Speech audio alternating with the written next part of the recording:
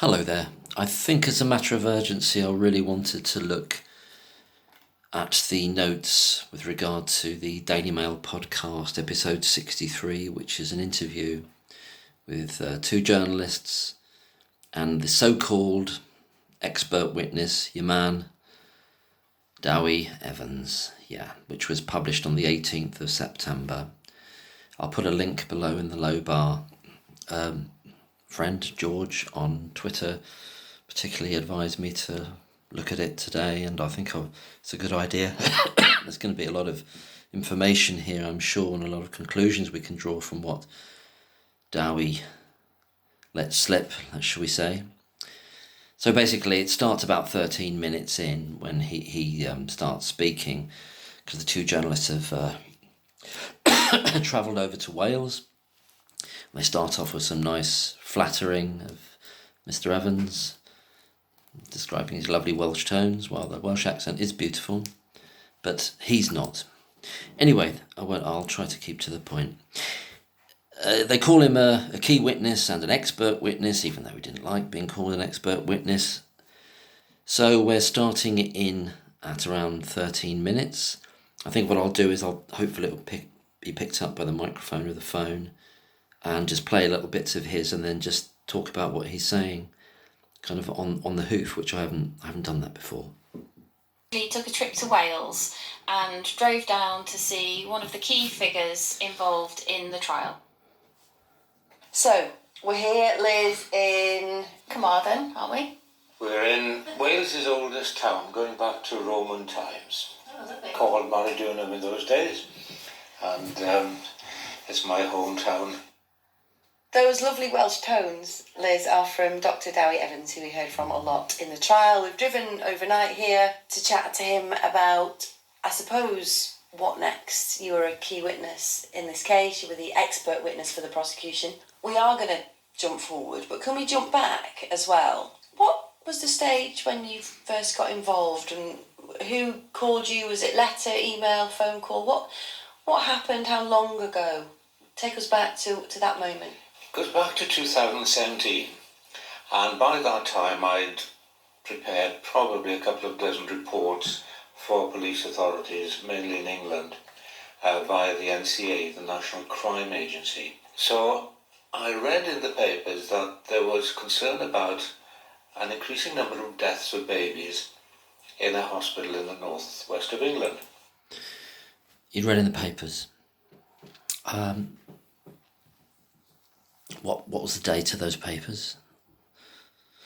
If he said that in an email and he's read it in the Sunday papers, it needs to be Sunday the 21st of May. He said he gets involved in May. Yeah, I suppose he could have done. It's a really tight window. It's a really tight window to get involved by the end of May. But it's all down to the date of that email. It's all down to the date of that email. You know, when has he read them? Is he just backfilling now? I mean, I wouldn't be surprised if he's lying there. When did he read about them? When did he send that email? Next bit. And I was in correspondence with the NCA on a totally unrelated case. And I added to this email, oh, by the way, I've read about this issue. It sounds my kind of case. So the NCA got in touch with me, and I said, look, if it helps, tell Chester Police that I'd be quite happy to talk to them. So they got in touch with me. So all that's happening in a very short time. He's read about it in the papers. There's another interview with Dr. Raj Paso that he gives, which I understand. I haven't checked it myself. I haven't listened to it yet. But I got a very kind message on Twitter from Sarah, who says that in that interview, he read about it in the Sunday papers. Well, that would have had to have been the Sunday the 21st, because I'm assuming it can't be the Sunday before that, because the story hadn't come out. And if it's the Sunday after that, it's too late.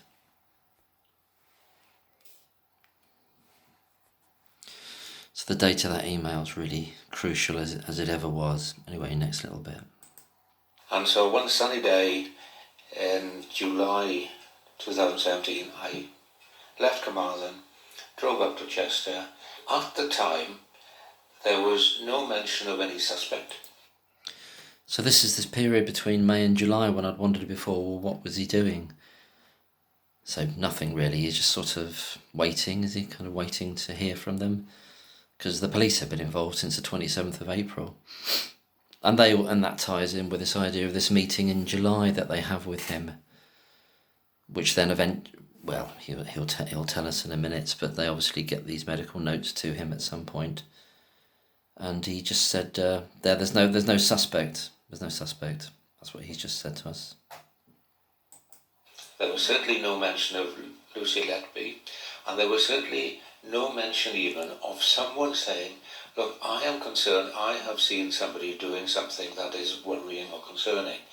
So both the police and I were working on a blank sheet. Oh, for God's sake. For God's sake. Working on a blank sheet. When the SIO Detective Hughes says at the beginning of the Hummingbird video that they had a name and they knew that she was off the ward, and, why didn't I arrest her straight away? Why didn't I arrest her straight away? And the reasons he didn't was because he was building it up for the court case to say that, so the defence couldn't attack them for just going after one person and just sticking with one person. Working on a blank sheet. He's lying. He's lying. He knows the police weren't working on a blank sheet. And he wasn't working on a blank sheet either, Evans. What an absolute lie. What an absolute lie. And he also says there, doesn't he? There was certainly no mention even of someone saying, look, I'm concerned. I've seen somebody doing something that is worrying or concerning. Well, there's obviously concern there, otherwise the police wouldn't be there at all, is there? So yeah, he's saying that nobody's seen something, but he knows it's not a blank sheet, is it? For the police or him. For the police or him. The idea that he just said it's a blank sheet for the police is total contradiction to what the police themselves tell us at that time. Was saying it was hard not to answer the question, why don't we just arrest her straight away? Well, obviously they couldn't, we've been through that before, but nonetheless, they considered the option. But it's a blank sheet though. Blank sheet, don't forget the blank sheet. Put the next little bit up now. We'd interviewed the SIO, Paul Hughes, and he said, at that early stage, they were all looking to see whether a crime had been committed, not investigating a crime per se, and were hoping. Oh, were they? Were they? They were hoping. They weren't investigating a crime, no. Hughes saying, well, why didn't I arrest her? Good question. Hard not to answer that. But not investigating a crime from the beginning, no. Hughes knows the name, knows that Lucy Letby, tells us in the Hummingbird video, tells us that he knows she's off the ward, she's contained. She's contained as far as he's concerned, and the hospital, and the four bastard doctors. Knows that she's contained. Knows her name. Why didn't I arrest her? Well, yeah, I could have done, but we've got to think down the line for when the trial comes, so that the defence don't attack us. So we've got to make it look as though we don't know there's any suspect. Nobody knows anything. Oh, is there a nurse that used to be here that isn't anymore? Oh, that's just a coincidence. Nothing to do with what we're looking at, is it? Is it Mr. Jayaram? Is it Mr. Breary? Dr. Breary, whatever. Gibbs? Dr. B? Yeah, that's nothing to do with it. You didn't tell us that. You didn't tell us that there's a nurse there that you've been suspecting for 2 years. You didn't tell us any of that. Didn't tell us her name. Oh, maybe I could have arrested her at that point, but but just for strategy's sake, I'm going to wait a bit, while we frame her. Build the case around her. Sorry. Okay. Do the next bit. That the expert, so you essentially would review the notes and go, oh no, this explains why this baby died. That's right. What I said. Oh yeah, so he can do it all. The pathologist that did all the six post-mortems at the time it all happened.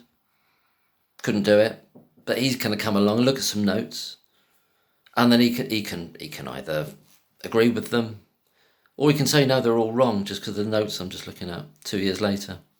2 years later, you can decide, no, there is a problem. The pathologist just got it all wrong. I've just looked at these notes. Look, I can do it. The police is, if you have a suspect, I don't want to know. And I think If you have a suspect, I don't want to know. I thought you just said they were working with a blank slate, that there's nobody suspected. We don't even know if there's a crime. Working with a blank sheet, Dewi, you just told us that. Now you're telling us that if you got a suspect, I don't want to know. You just told us they were working with a blank sheet. Sorry, I'm going to have to calm down. I'm never going to get through this. I'm not going to get through it. Oh, God. what was crucial, I think, in our investigation was that I told the police, look, send me the notes of every baby who's died. Send me the notes of every baby who's collapsed or deteriorated. Oh, really? Everyone? Did he get everyone? You'll say the dates in a minute, but he's going early 2015, but it's meant to be January 2015 to June 2016, an 18-month period. So he gets 32 cases. It's not 30. He's saying 32 now. It's a different figure every time they talk about it. Different figure. Sometimes it's 33. Sometimes it's more than 30. It's all very vague. I've got to calm down. This is stressful. It's stressful listening to him because I know he's lying. And there's somebody in prison for life. Very stressful. Did he get them all? Did he get all the crashes, all the deteriorations over 18 months? Did he get all of them? No. He didn't get all of them. So he's lying again. Didn't get all of them. Well, if he's not lying, he's pretending as though he did. I mean, he knows he hasn't got all of them. He's got 32 to look at. He's got 32 to look at. Between early 2015 and July 2016, emphasising not just the suspicious ones or the ones that could not be explained. Emphasising not just the suspicious ones or the ones that couldn't be explained. So he's going to get all the ones that can be explained as well. So he can just dismiss them. I'm not laughing about the actual event. I'm talking about his construction here. Obviously, I know it's awful that any loss. I'm not talking. It's the frustration with what he's doing. He can get the ones that are all explainable very easily. So we can just, well, they're easy, aren't they? Then, aren't they? It's a fait accompli with those. I wonder which ones he's going to be left with. Not just the suspicious ones. Well, why are they suspicious? They're suspicious because someone's suspected in them, isn't they? Aren't they? Is that the person that Hughes thinks he considered arresting, but thought maybe not? That won't look too good, but we'll have to make it look a bit better in order to do the arrest. Can't do it too early. Can't shoot your load too early. Oh God.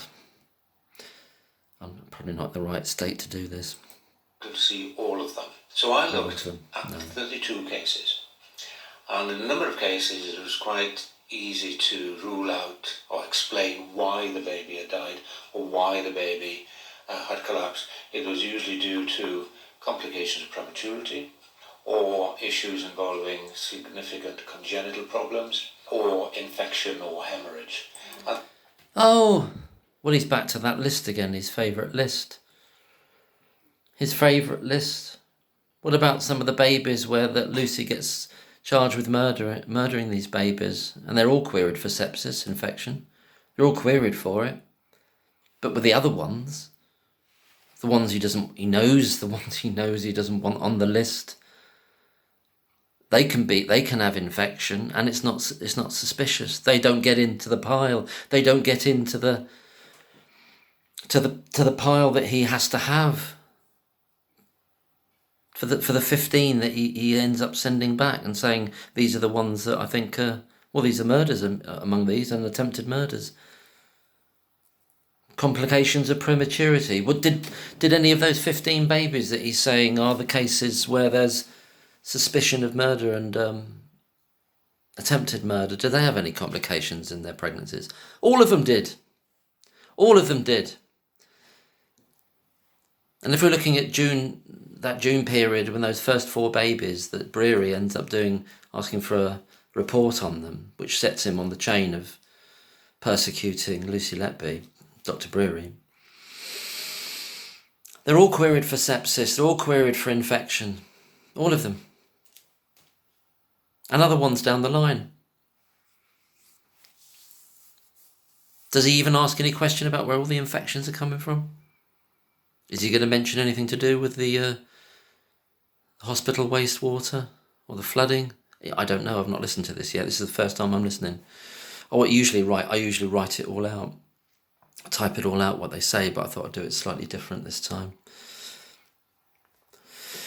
Next little bit. These are the common factors in causing death or disability in a baby on a neonatal unit. So, having ruled out a number of cases, So he rules them out. He rules them out because they're common factors. Problems with the pregnancy, problems with prematurity, problems with sepsis and infection. All the other ones have got that. All the other ones have got that in one way or another. You start studying them all. They've all got it. They've all got problems. One's born with pneumonia, one poor little baby. They've all got problems. They're all being queried for sepsis and all kinds of things. And in the post-mortem, there's a diagnosis of necrotizing enterocolitis. But he can just come along and just sort them out into very neat piles. Sorry, when I'm saying these phrases, nothing to do with it's to do with the methodology that he's got of cases. And it's the contempt I've got for it, the obvious grift and the obvious finesse that he's pulling out here to help the police, to help the consultants whom I believe he's been in touch with before all this, before, are you read it in the papers, man? I read it in the papers. When I'm doing the accent, just a side note, I love the Welsh people. I lived in Wales. My favourite people in the world, my people I love the most are Welsh. So it's just a bit of characterisation. So there's nothing personal against Welsh people. I'm going to Wales in a couple of weeks anyway. Some of my best friends Welsh. More than best friends, my people I love most in the world. But anyway, that's a side note. Let's have some more of the fraud. Ended up with 15 cases where the collapse and or death could not be explained on the basis of some natural cause. Well, it could be according to the post-mortems. They all got it wrong, didn't they? Could be for the six of the 7 deaths. Well, there was one post-mortem where one of the doctors said to the mum or the parents, you don't need to do it. So she had to apologise for that in court to the parents. So, yeah, it don't make sense, does it, what he's saying? It doesn't make any sense. He's listed all these possibilities, all the other babies that he ends up choosing that are all attached to Lucy Letby because he already knows they're going to be. The police already know they're going to be. The doctors already know they're going to be. They're going to create that list with all the crosses by the names. They know they're going to create that list. It won't be a surprise. In that other interview, Talk TV one, he says it emerges. It emerges that you get that list. It doesn't emerge. They create it. They create that list. I'll do a bit more. I might have a break and load this video up. And in those cases, not only you could not explain them in the usual way, it was clear that these babies had been subject to some kind of harm, to injury. Was it clear, was it? It wasn't clear to the people doing the post-mortems. They didn't die in the usual way. He doesn't mention any other problems that they had. That they had all kinds of problems, those babies, all kinds of difficulties related to prematurity and queried for sepsis, all kinds of signs and symptoms of sepsis. He read through the notes, he would have seen it. Why did he discount all those notes that are talking about all the issues to do with, which to a degree the defence bring up in the cross-examination, to a degree. Not in a strong enough way, though, and not through experts as they should have done. Why does he ignore all that? Why does he just, from on high, pronounce that they didn't die in the normal way? It wasn't natural, it wasn't due to infection. or problems of prematurity that he could so easily confirm that the other ones were. But he's decided that these ones that they've been deliberately harmed. It's funny though that they're all attached to Lucy Letby, isn't it? Is it like a plan? Does it feel like a plan to you? Does it feel like a sort of a plan coming into fruition here? Do a bit more. There were several babies who had sustained physical trauma to the throat, to the mouth, sufficient to cause bleeding, virtually unheard of. Virtually unheard of, because you're discounting all the other potentials of all the procedures they've had and other effects of conditions that they might have related to infection. Because he's not looking at those. He doesn't know what you're talking about. He's a complete arsehole. There's reasons for all those. He's making it up. There's trauma, there's physical trauma there caused by someone else. Again, he's discounting all the other possibilities. He's not even telling you how he's discounted them because he knows that's not his job. He couldn't be asked to do that. He can't be asked to go through and discount. In 4 weeks since the verdict and slightly before with Dr. McLachlan, what he's been doing, because he was doing it while the trial was going on, there's an absolute host of challenges against what he's saying there, that pretty much none of which the defence used or could think of or could get somebody else to supply for them. None of them didn't do any of it. But good old Dewi, yeah, he can come up with the goods. He can spot a murder from years and years away and miles away, like by looking at a few bits of paper and deliberately avoiding looking at the stuff which would challenge his hypothesis, and just being focused on his confirmation bias, or what he's been told to do, what he's been told to find, what he's expected to find to pull this off, to pull it off. Now, where does that come from? Where does that expectation come from? Not from the blank sheet. Not from a blank sheet of not knowing if there's any crime at all. Even though he contradicts, because he said, well, if you have got a suspect, don't tell me. Oh, don't tell me. And the police have got a suspect. And the doctors have had a suspect for 2 years. And she's been effectively suspended from nursing, Lucy. And they know her name. And Hughes was going to considering arresting her and thinking, it's hard for me to explain why I shouldn't. But we've got to think of strategy for the trial ahead, for the prosecution. So we've got to make it look right. We've got to get someone like your man here. He's right for the job. And we knew it as soon as we saw him. And he knew us as well. And he knew the consultants. And he'd heard of something. He'd heard something before he was even on board. Fucking hell, this is making my blood pressure go. Let's just do a bit more. It's hard to stop. 2 of the babies at post-mortem were found to have trauma to the liver that our pathologist described as being so serious in an older person, the sort of thing you'd find in a road traffic accident. Well, as many other people have said already, these are very tiny, tiny babies, and they're being resuscitated. And that kind of trauma can happen to the liver. So why is he comparing it to an adult person? Why is he comparing it to an adult body rather than a very premature baby, where there can be liver damage? And there's other potential reasons that why the organs of a baby can be harmed because of conditions related to sepsis and necrotizing enterocolitis. There's potentials there as well as the physical action of being resuscitated a number of times. He doesn't. That's all in shadow for him, isn't it? Do you think he considered that? Do you think he considered?